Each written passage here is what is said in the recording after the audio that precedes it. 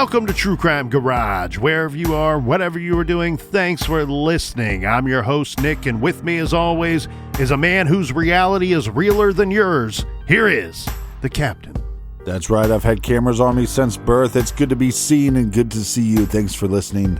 Thanks for telling a friend. This week, we are extremely excited to be featuring Brew Crime from our good friends down at Tactical Brewing Company in Orlando, Florida. This is a New England IPA brewed with 4 different kinds of hops. And you know, here in the garage, we love beer can art, and this beer can art is most certainly 5 out of 5 bottle caps. Shout out to Sleds for the awesome artwork, and Brew Crime beer is 5 out of 5 bottle caps. And let's give some thanks and praise to our friends for helping us fill up this old garage fridge this week. First up, a shout out to Liz from Plymouth, Massachusetts. And a big We Like Your Jib goes out to Alyssa V in Conroe, Texas. And last but certainly not least, we have a shout to Mary McLean from Fountain, Colorado. Everyone we mentioned, they went to truecrimegarage.com, clicked on the pint glass, and helped us out with this week's beer run. Yeah, BWRUN Beer Run. If you need more True Crime Garage for your earballs, you can subscribe through Apple Podcasts subscription right on the main feed of our show, or head on over to Patreon. We are now officially on Patreon for all you Android users. So you want to check out that bonus content, check out our show Off the Record. And that's enough of the business. All right, everybody, gather around, grab a chair, grab a beer. Let's talk some true crime.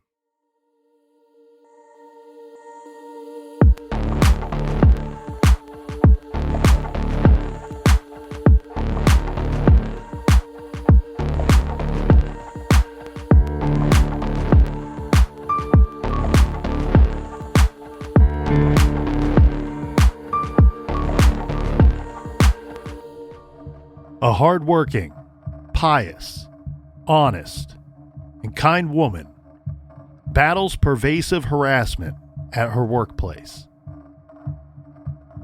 She deals with it, handling a difficult situation in a sophisticated manner. Her intelligence and hard work pay off, and she rises up the ranks to a position of superiority at an outfit dominated by tough men. It is believed that these men, her tormentors, thought that they could bully her to the point that she would quit her job.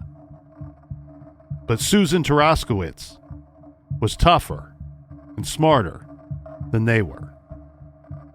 She kept documentation of the harassment, hoping that one day soon these bad elements that created so much bad blood could be removed, scrubbed clean, and washed away. But blood is thicker than water, even the bad kind. And then one night, in the middle of a graveyard shift, Susan disappeared. Was this the case of retaliation, revenge, or was it something else? Who would have wanted her gone? And how many of these bad elements were involved? Just what the hell happened here? And can this case still be solved? We will attempt to answer many of these questions this week on True Crime Garage.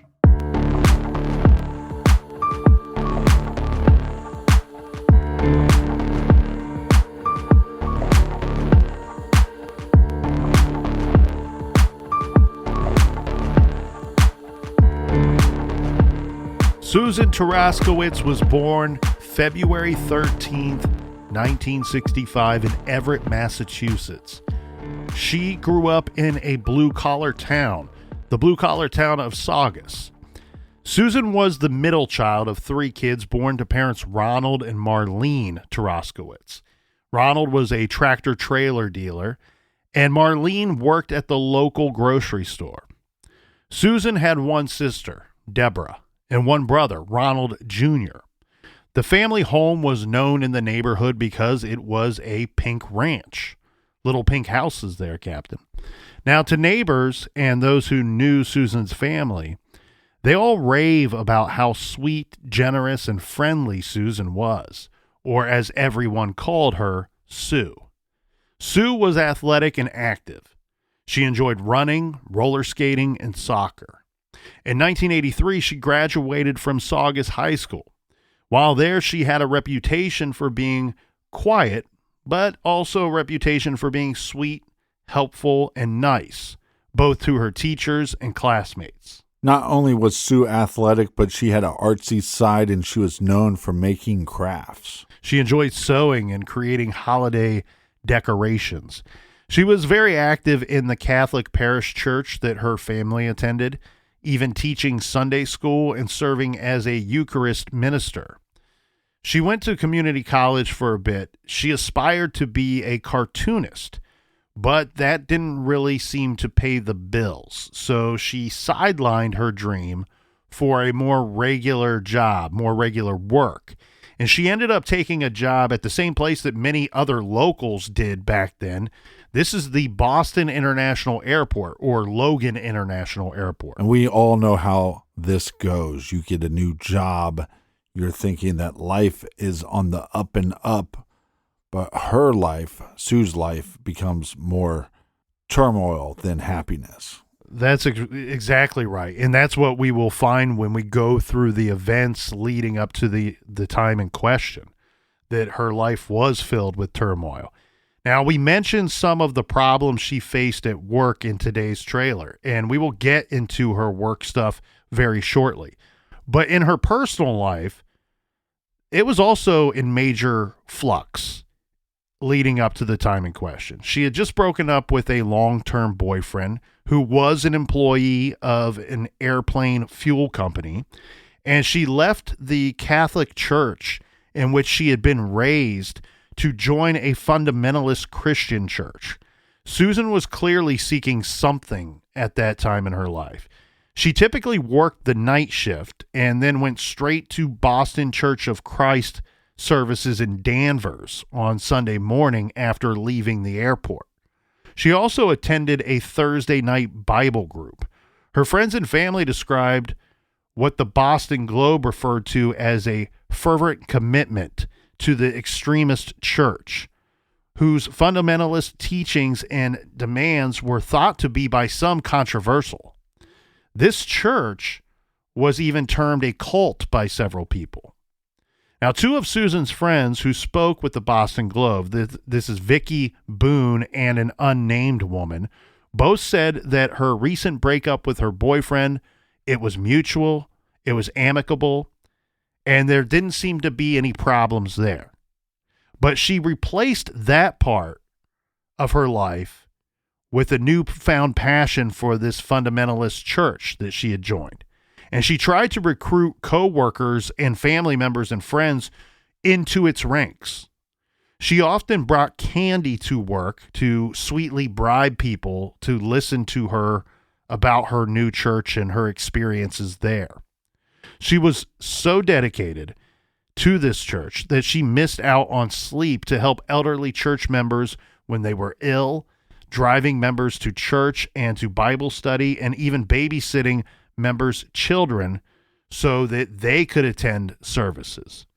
This to me, and I think you will agree with me, Captain, what I see here when we take a glimpse of Susan's life, I see a person that once she decides to commit to something, she's incredibly dedicated to that. And we see that with her church. And I say unfortunately because I believe this is all tied up in this case, but I think we see this with her workplace as well.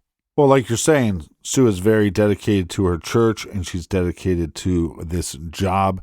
That makes her inner circle a little larger than I think most people. In her early 20s, Susan got a job working for Northwestern Airlines at Logan Airport. She started in May of 1987 working as a plane cleaner, someone that cleans the planes.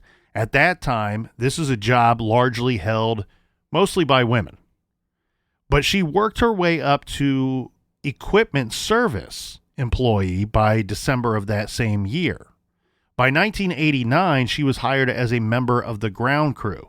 Now, at that time, Captain, this meant that Susan was only the second woman ever to work the ramp for Northwest Airlines, which at that time was the fourth largest airline in the U.S. of A. Sue was a tough young woman and told others that she enjoyed the physicality the work required, slinging bags on and off the planes, using the light sticks to direct the jets in and out of their bays, driving the loaders, and hauling equipment and supplies. She told her family that she was happy and that they had no reason to doubt her. In fact, her mother, Marlene, told the Wall Street Journal, quote, "She truly loved working the ramp. The thing she liked most was de-icing the planes. She just felt it was very important," end quote. Susan's friend and coworker Deb Mazikis said, quote, "The ramp was always known to be a man's job. Sue wanted to show she could do it just as well as any man." Well, if I know most men are dickheads, so they're probably going to give her a pretty hard time. That seems to be the case here, Captain, because much later in our timeline, unfortunately, it's going to take until later for her family to discover what was likely the truth here. That, sure, Susan seemed to have loved her job in the beginning, but at some point, her job became a source of stress, and not just regular work stress stuff. This is elevated stress, which would include humiliation and an actual struggle, sometimes day to day. Now, in February of 1992, Susan was up for a promotion to ramp crew chief. Again, this is at Northwest Airlines. The airline awarded the position to a male coworker instead. This is despite union rules at the time about seniority. So the union rules, Captain, would require that the job be awarded to someone like Sue, who was in a position of holding seniority over the person who was awarded the job. So Sue petitioned the airline for redress and ends up winning.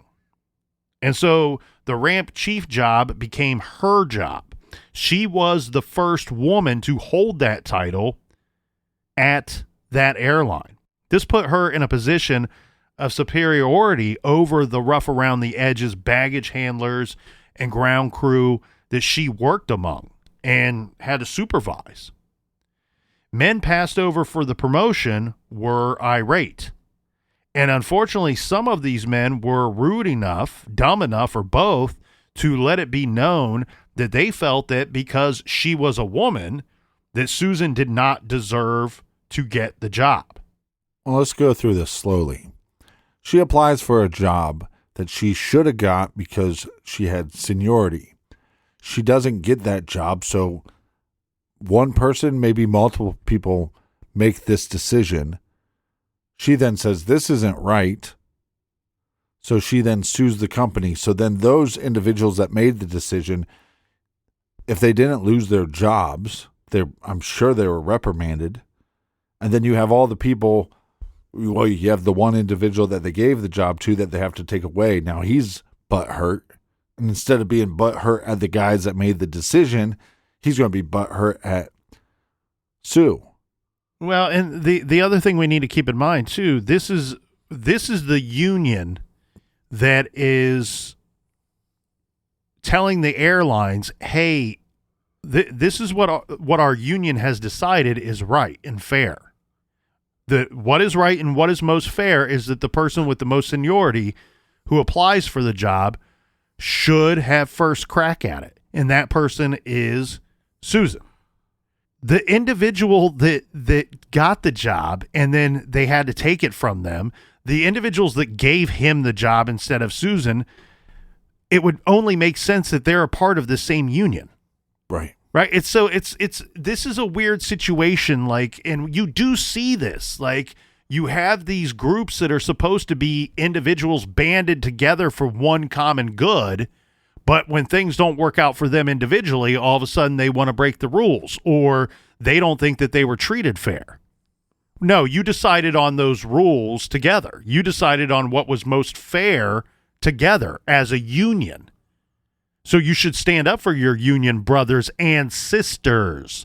But because we're talking about 30 years ago, more than 30 years ago, that people just didn't see things that way, especially when you're talking about a line of work that was predominantly held by men and had been for so many years. Yeah, and it's a little bit of human nature. You can't go after the collective, so you can go after the individual. Her coworker, Deb, who we've already referenced before, and then another coworker, his name is Joseph Snow. Both of them told the media that Sue faced challenges from those that she supervised, because you keep in mind the way that these things typically work in a workplace is people tend to choose sides, right? When there's something going on, when there's a dust up that's going on, people tend to choose sides. And some of the people that chose the other side and not Sue's side were people that she had to manage. She's the boss now of many people. And so these two people would later tell the media, Deb and Joseph Snow would tell the media that Sue faced challenges from the people that she supervised. She butted heads against people that work for her, but that she continued to hold her head high and perform at a high level on the job. Yeah, I've actually seen this scenario go both ways. I was part of a bank that was closing branches, so we got moved to another branch. Immediately, the manager said, "Didn't ask for you guys to be here. I don't care about you guys keeping jobs here. I am going to try to manage you out." And she did. She micromanaged to the point where people couldn't take it anymore, so they quit. And then there was other employees that were like, "You're not going to be a thorn in my side. I'm going to be a thorn in your side," and made it completely difficult and became a very, very hostile work environment.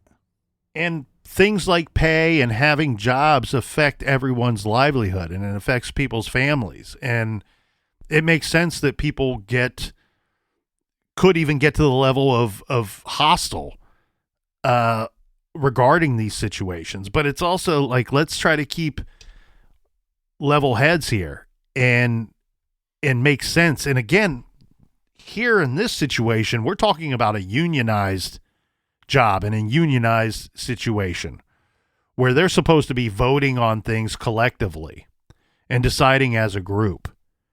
And it's like, if you're really going to be a part of the union, wouldn't you back up those decisions that were made by the union, even if it weren't in your best interest, or even if it weren't what was your idea? You got outvoted. Now, sadly, Captain, it was shortly after this promotion that Sue would go missing.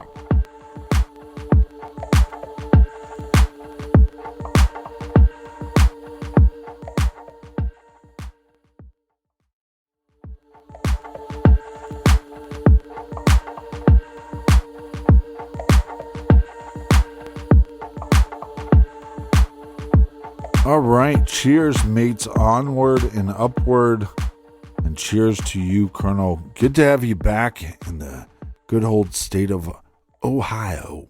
Thank you, Captain. Cheers to you. Thanks to everybody for hanging out with me at CrimeCon, and hope to see you again next year.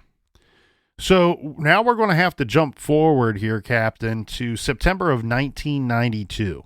So just a little quick math here. Susan, now with the title of Ramp Chief, has now been an official employee of Northwest Airlines for 5 years and 5 months. So let's go to Saturday night. This is September 12th, 1992. Susan is the overnight shift supervisor, working the 11 p.m. to 7 a.m. third shift that night. Susan left Logan Airport, or planned to leave Logan Airport. I want everybody to underline that and keep that in their mind. Make mental note of that statement. Susan left Logan Airport, or planned to leave Logan Airport, in the middle of her shift. So by now, technically, it is really Sunday morning, the 13th. Susan was going to go and grab lunch for the crew that night. So she had went around, collected sandwich orders from everybody on the crew. She now has a list of sandwich orders from her crew for a Revere sandwich shop that she was going to go and pick up the orders from. And she told the crew that she was driving to the deli to pick up the food and she was going to bring it back. This was a fairly big undertaking from my understanding here, Captain. Anyone who has navigated Logan Airport knows that it's not easy to get in and out of there. It's a maze of off and on ramps with complicated freeway exchanges. So it's reported that Susan left or planned to leave around 1 a.m. As far as anyone knows, we can't find anybody who actually says that they witnessed her getting into her car that night. And this, I think, is some key details of this timeline, because she never came back to work that night. And was her car found at her work? No, her car is later found, but not at work. And here's something that I find, and I believe everybody else out there will find rather curious. So according to every report out there, not a single person at Northwest Airlines reported the fact that Susan had reportedly said she'd be right back. Think about this. She takes lunch orders from everyone, sandwich orders from everyone, says, I'm going to go out pick up lunch for everyone. I'll be right back. Nobody at her work reports her missing. She's not officially reported missing until about a day and a half later. How does nobody notice that she didn't return to work, one, but then on top of that, didn't bring back my lunch, my sandwich that I ordered? Like, it would be pretty obvious to everybody there that she didn't return. Yeah, big deal. Sitting around waiting for my lunch. Where's Susan at? And keep in mind, we talked about the hours of her shift. Right. Her shift reportedly is 11 p.m. to 7 a.m. that night. The reports are that she left at planned to leave at approximately 1 a.m. That's relatively early in the shift for it to go unnoticed that she never returned. So one, I'm not saying that it went totally unnoticed. What I'm pointing out is that it went totally unreported. So nobody reports that she didn't return, one, which she should have been back maybe 30 minutes at the most, 40 minutes at the most, let's say.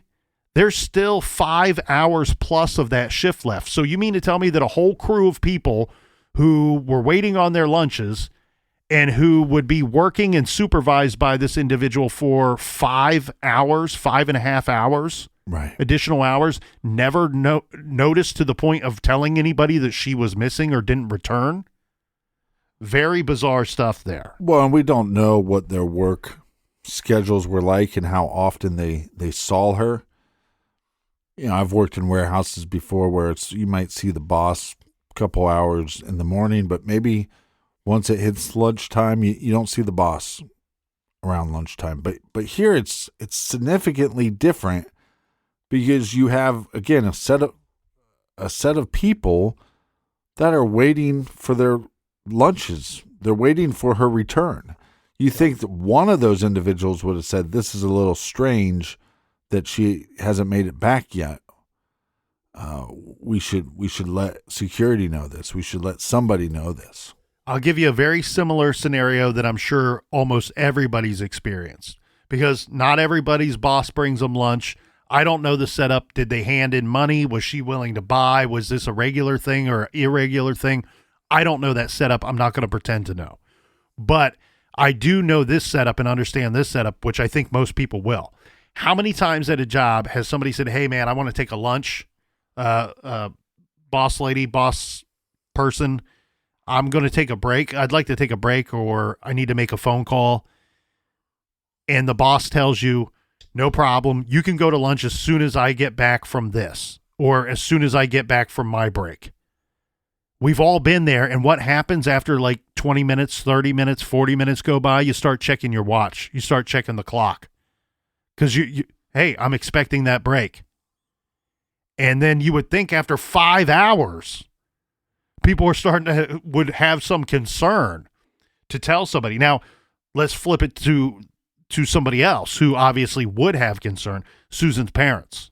Now, they were, of course, worried when their daughter never came home from her shift, but let's go back to what we know was going on in her life at that time and cross-reference all of the material that we have, all of the information that we have. Right. So her parents, they're thinking, look, we know how busy our daughter is with her work.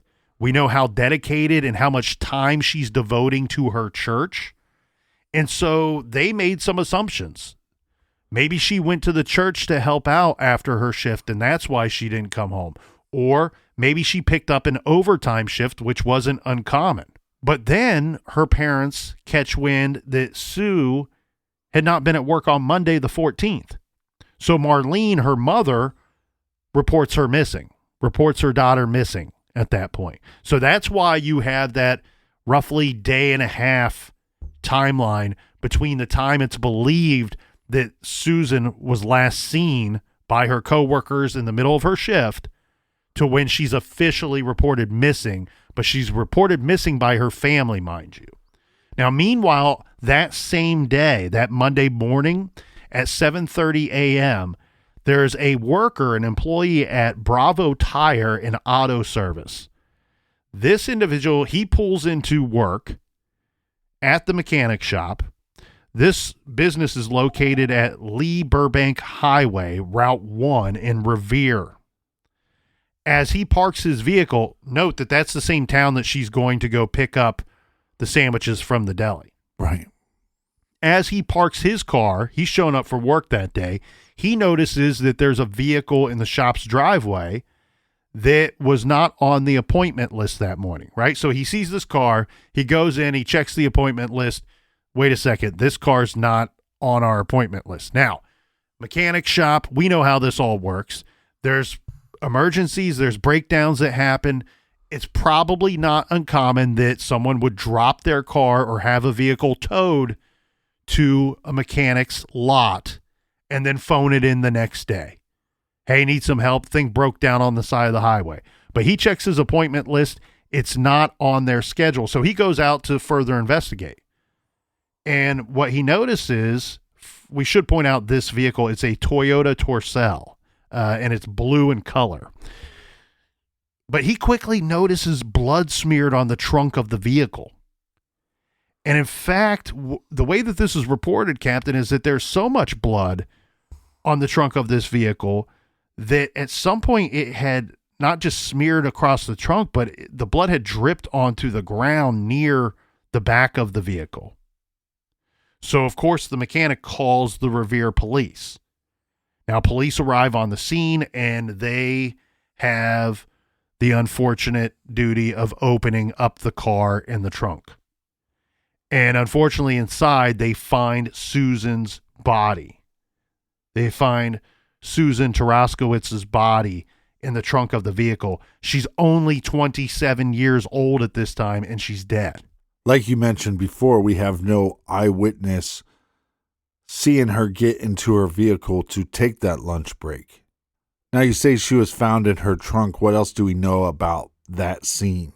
Well, and this is really tragic, too. It's one of those extra sad parts of the story that we come across regularly. Think of how this is all playing out. She's technically been found shortly before her parents are going to report her as missing. But, police have to process the scene. They have to do a little bit of work. They hadn't got around to telling the mother yet. What we do learn, though, Captain, is that the victim, Susan, she's found fully dressed. Later, it was determined that she had not been sexually assaulted, but she had been violently beaten and stabbed. Her cause of death was multiple stab wounds to the back and blunt force trauma to the head and neck. And I have some suspicions about that, and I think that that there's some other aspects to this case that play into some of those injuries, and we'll get into that in a bit.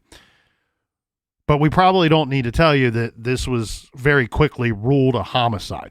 The money for the sandwiches was found in the vehicle. She never made it to the deli that night to pick anything up. There were some missing items. The only reported known to the public missing items,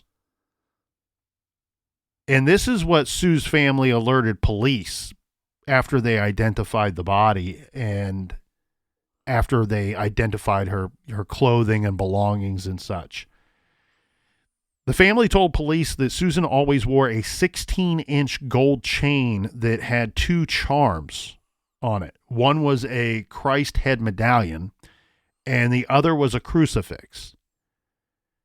These items were missing from her body when she was found dead in the trunk of the car, and none of these items have ever been found.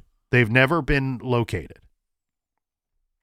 Police checked the surveillance camera footage from the Coastal Oil New England facility.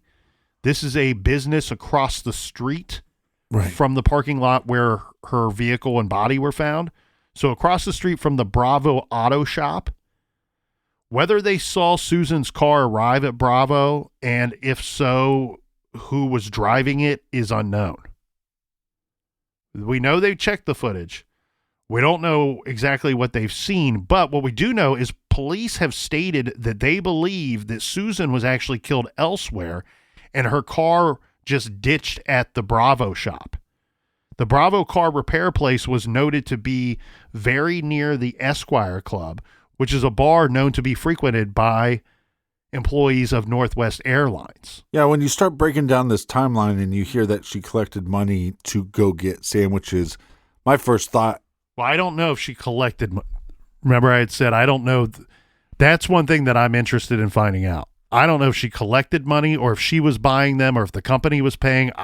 Right. That part I don't know. But the money that is believed to be for the purchase of the lunches was found in the vehicle. We do know that. So still found in the vehicle. But if coworkers are saying whether she collected money or whether they're saying that she was going to buy the sandwiches, that part of the story seems to check out. Then she leaves, but nobody sees her get into her vehicle. So we don't know if there was a confrontation at that parking lot or where the conflict first started taking place.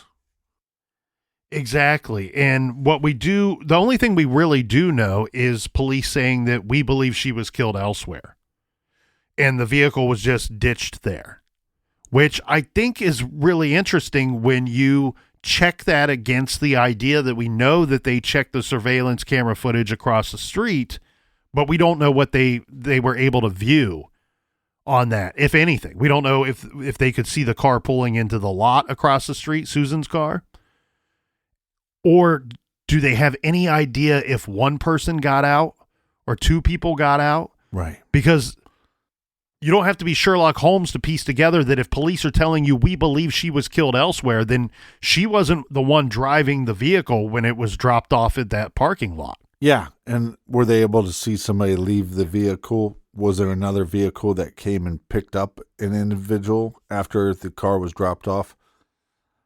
This could be some stuff that law enforcement knows. They're just not releasing it to the public.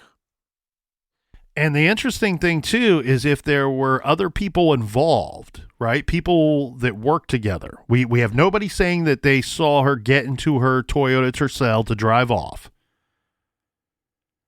If she's attacked and killed prior to leaving, airport security is pretty good. So I put the percentage rate that she was attacked at the airport a little lower on the scale. I don't know what the surveillance was like or security was like at the time or in the employee lot if there was one. But I think that it's important to note that it is close to that Esquire Club, a bar known to be frequented by Northwest employees. And there's at least one source that says that Susan had gone there on more than one occasion. And the only reason why I'm going out of my way to point that out again is if you were planning to do something or somebody did do something in the moment and then needed some help, you don't necessarily need to have both individuals having been at work with her that night on that shift. If you could walk over to that club and catch a ride with somebody that you work with who happens to be off that night. To me, if cops are saying that she was killed elsewhere and that vehicle was just ditched there, then you have two choices. Either that was a random choice to ditch the car there that night, or it was premeditated. That location was predetermined to ditch the vehicle.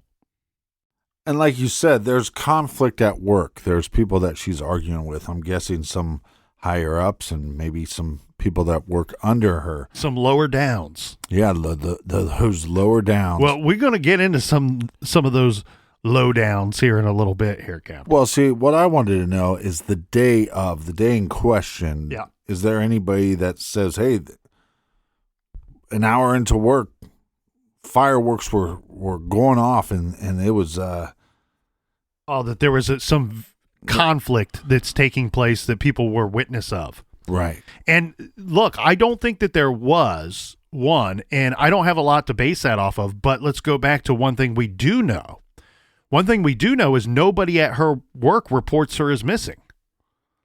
And they have to work an additional 5 hours with her once she were to return with those sandwiches. At minimum 5 more hours. So I think it would be, if there was some kind of conflict, the pushing, a shoving, people shouting at one another, if that was something that took place, that one happened at all, but two happened out in the open, it would seem to me that somebody then would really pick up on the fact that, hey, Sue went out to pick up those sandwiches 3 hours ago, and I've not seen her since. Where's my tuna fish? You know what I mean? It seems so bizarre to me that nobody at work reports her missing. And let's take this one step further. We've already said that there's conflict at work with people that don't seem to like her and people choosing sides, right? And imagine if you're one of those people that don't like her. Doesn't that give you even more reason to report that she's not at work? Like, oh, I've been trying to tell you she sucks, that she shouldn't have that job. Here it is 5 a.m. and what, she went out for lunch 4 hours ago? That's the kind of thing that people babysit and report when they don't like people that they work with or work for. Now, well, and I just want to go on record to say that if my tuna fish sandwich didn't show up, I'm shutting down the whole facility. I will not be working. I will not be working. I will not help you work. I will be shutting the place down until we know what happened to my sandwich. I don't want to get too far sidetracked, but one of my favorite shows, I Think You Should Leave, says that there should be a rule against working through lunch. Should not be allowed. Now, back to more serious stuff, though, here, Captain. And I want to touch on a couple things before we get into some of Susan's workplace disagreements, situation, harassment. You could call it all kinds of different things. Within days of Susan's murder, Suffolk District Attorney Ralph Martin said to the papers they had, quote, no particular suspect, end quote. Now, this might have been true at that point in time. This is just days after. But I'm telling you, that is going to change as time went on and as this investigation went on. Now, let's talk about one of our favorite shows from past time, Unsolved Mysteries. 35 years ago, yes, this show started. Of the more than 1,300 mysteries profiled in over 230 episodes, half of the cases featuring wanted fugitives have been solved. More than 100 family members have been reunited with lost loved ones, and 7 individuals who were wrongly convicted of crimes have been exonerated and released. That's according to Unsolved Mysteries website. Cases involving missing persons, missing heirs, murder, fraud, and amnesia have also been solved following Unsolved Mysteries broadcasts, and according to their website, that adds up to over 260 solved cases. So good job by you, Unsolved Mysteries. This case was featured on that great show, Season 8, Episode 10, which also featured a segment about a wanted fugitive, Albert Leon Fletcher, a Florida fugitive who was apprehended in Delaware after the broadcast. So that's furthermore proof of that great show. Shout out to Terry Dunmuir and John Cosgrove, the creators of that great show. According to Unsolved Mysteries, it is not known if her former boyfriend was ever considered a suspect by police. We had a couple listeners about a year ago, shout out to the beautiful listeners, recommend this case. And when I looked it up, fired up the old search engine, one thing I noticed, it was on Unsolved Mysteries, went back and watched that episode. And one thing that I don't want to gloss over is the fact that there was a breakup with this former boyfriend. From my understanding, though, Captain, this was months in advance of her going missing from work and then found murdered in the trunk of her car. According to that show, it's not known if her former boyfriend was ever considered to be a suspect at any point in the investigation by police. But what we do learn is that Sue's family backed him up 100%. In fact, saying that there is no way that he killed her. In fact, photos of him and photos that he had taken were visible in collages that were displayed at her funeral. And he was a big part of her life.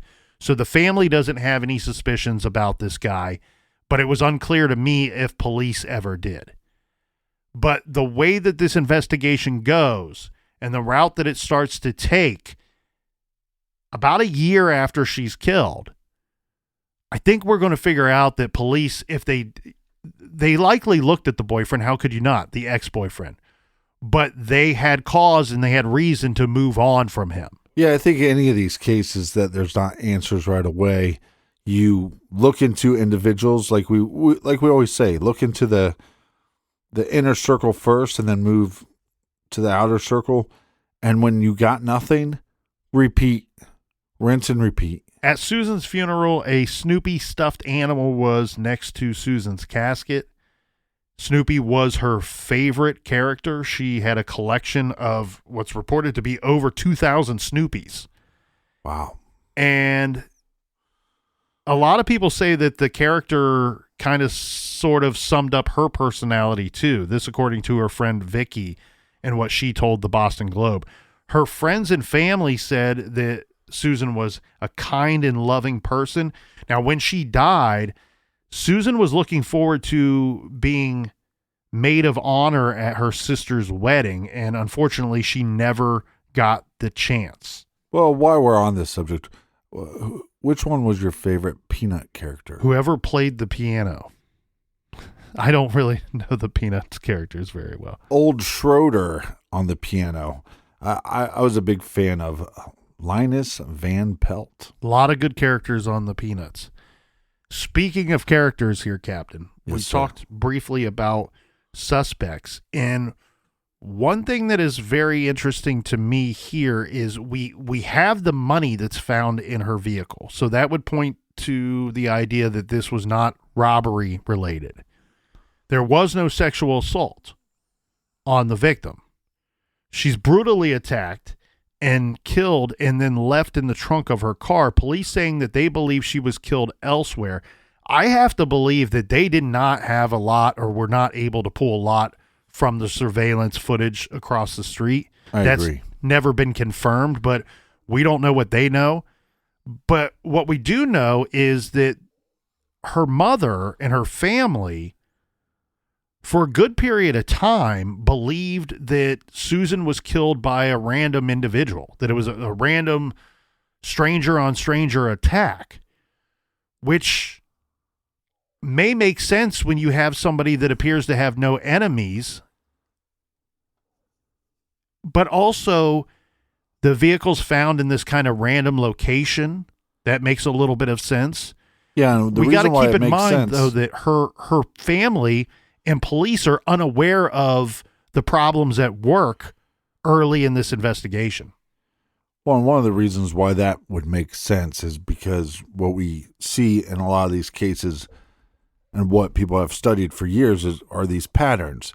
And so if you have a victim where somebody tries to conceal that victim, tries to hide that victim from being found, that normally you would lean towards somebody that actually knew the victim.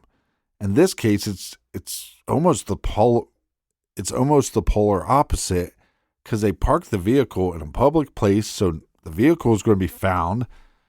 Obviously, somebody's going to report her missing. Now we're going to be looking for her vehicle because her vehicle is also missing from work. We're going to find that vehicle, and when we search that vehicle, we're going to find our victim. So it almost makes you lean towards the idea that is somebody that she didn't even know. Well, and I bring up from time to time the killer's getting lucky. And I don't know that this was planned. I talked about the location of where her vehicle was found. It was found at the business's parking lot, the auto repair shop's parking lot in Revere. Did they purposely put that vehicle there because it's going to be found. When you put the vehicle there in that location, it's most definitely going to be discovered. There's no way not to discover it. But it's almost likely to be found rather quickly and reported rather quickly. So did they put it there knowing that the business didn't operate until Monday morning? Keep in mind, she goes missing. The last reported sighting of her is at approximately 1 a.m. on a Sunday. Did they put it there knowing that that would buy them some time, that the business wouldn't open up again until Monday morning? Right. Or is this just another situation where the killer gets lucky? Because I think that short period of time that expires between the time that she is last seen, she's never reported missing. In fact, she's not, from the timeline and all the sources that we have, it technically says that she's reported missing after her body is found. So that gives us at about 7:30 a.m. on that Monday. Back that all the way up to 1 a.m. Sunday morning. Right. Over 24 hours. So over about 30 to 31 hours expires between the time that she's last seen and then her vehicle and body are found. One thing when we talk about suspects too, we talked about how the family says that for the early part of the investigation, they believed that it was possibly a random individual that had killed their daughter, and it was a stranger-on-stranger attack. I don't know if they just came up with that on their own or if that's what detectives told them that they believed, but you're exactly right. The thing that would back that up is the manner and how the vehicle is found and how the killer or killers chose to conceal the body in a place where it most definitely would be found and relatively quickly. But then on top of that, the reverse of that is, well, the stranger-on-stranger attack, there should be a motive. And the obvious motives you can say are not a factor here. It wasn't robbery. It wasn't sexually motivated. There was no sexual assault. So that makes it seem much less likely. Now, we talked about suspects early on, or the lack thereof early on in this investigation. But what we learn from the Unsolved Mysteries episode is that about a year. So let's get into this real quick. Susan and other female employees at Northwest Airlines were subject to brutal and relentless harassment from some of the male Northwest workers. Sue started a secret journal in February of 1989, this to record the behaviors she was subjected to. Now, for some reason, she only kept documentation of this for about 8 months or so. But what she did record was shocking. About a year after her death, this is when her mother, Marlene, finally could bring herself to go through Susan's things. Right. She was emotionally, physically unable to do this for about a year. And then she decides to go through her daughter's things. This is when she finds the journal that her daughter was journaling about this harassment that she was going through at work. And she's horrified by the entries that the journal contained. To me, when I hear about this journal, to me, it's more about the fact that she works, she likes her job, she's probably making good money. And when there's conflict, you need to keep detailed notes when it happened, who it happened by, because you work in a situation where you do have a union. And if you don't have detailed reports, they're just not as likely to believe you. According to the UPI, the diary, quote, detailed almost daily incidents of harassment and her efforts to report them to the company, end quote. Now, Susan's family was so disturbed by the shocking revelations of what Susan endured on a daily basis, according to the diary, that the Taraskiewicz believed that their daughter's death, Susan's death, was 100% connected to her work.